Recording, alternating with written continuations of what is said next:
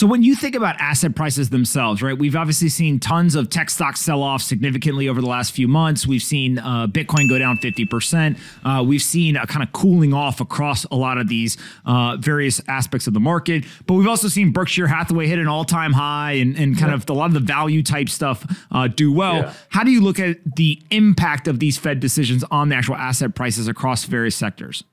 Yeah, so it's that's a great, phenomenal question. That's a high level finance question there. So I'll unpack. And so you said a few things that are really important.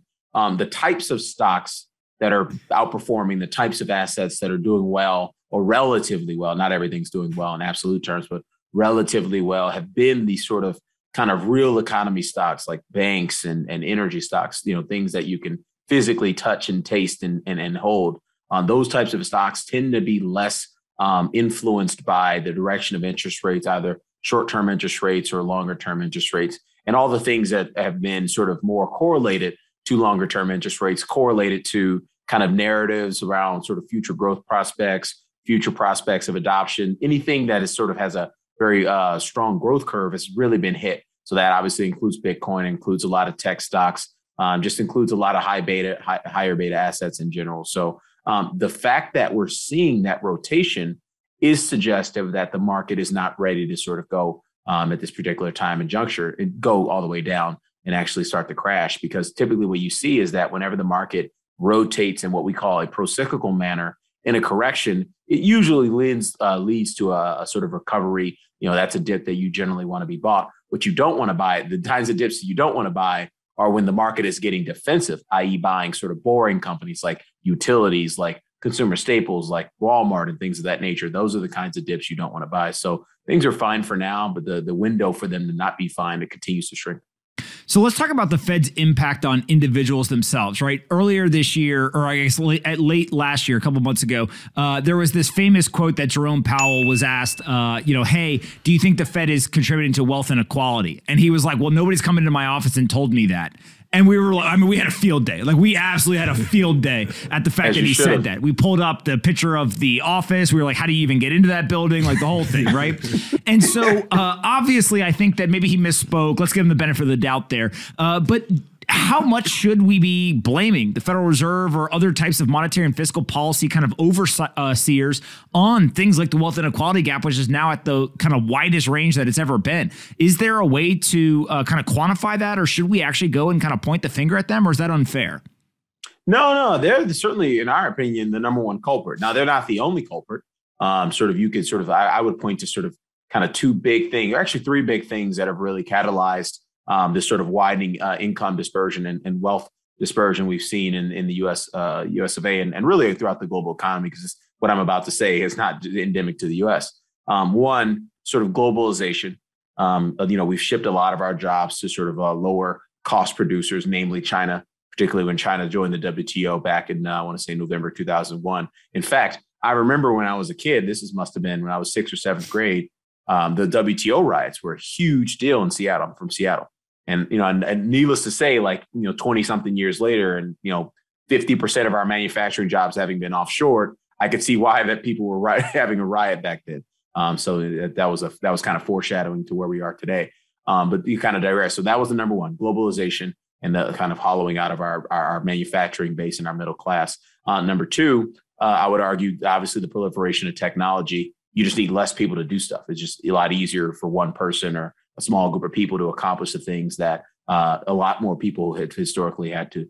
You needed more manpower to get accomplished. And then lastly, the Fed. I wouldn't say lastly the Fed, because I think the Fed is probably the overwhelming driving force here, which is the more you cut interest rates, the more likely it is it favors the existing players.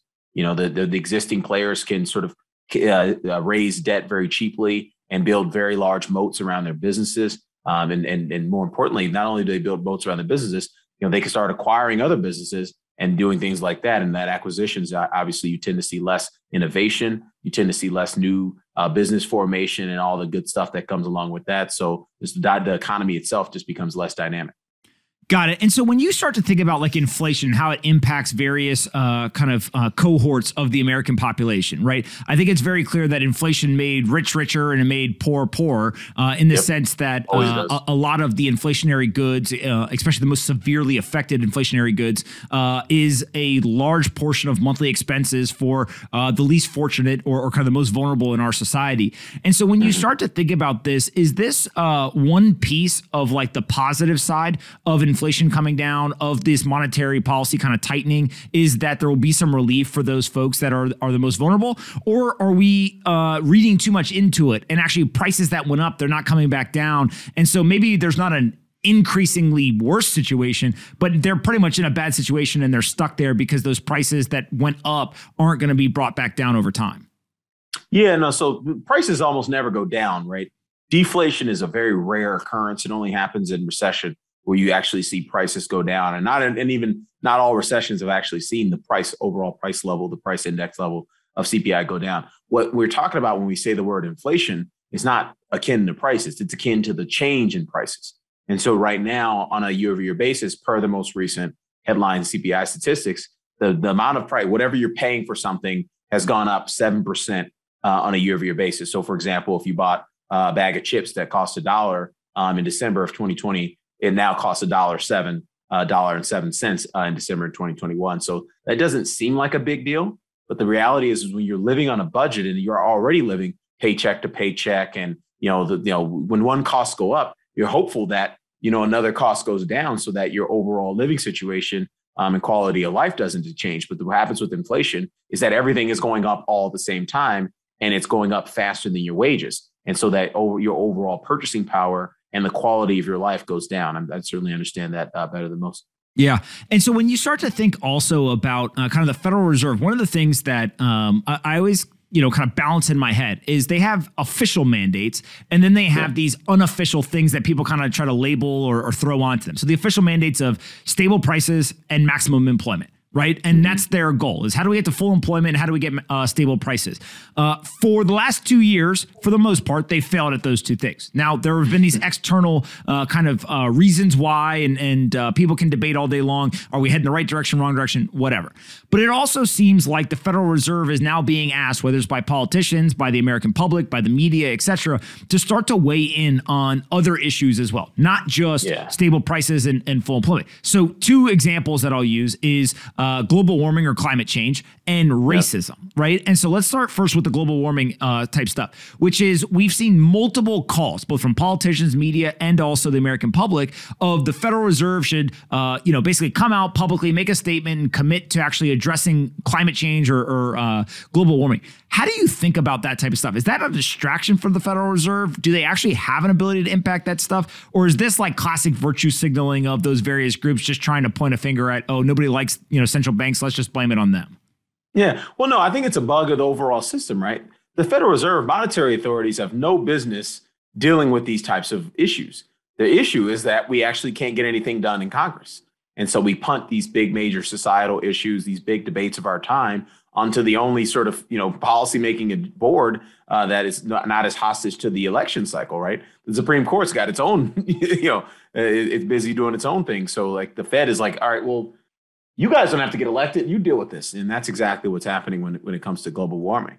What was the other one? It was global warming and sort of racism and things of that nature.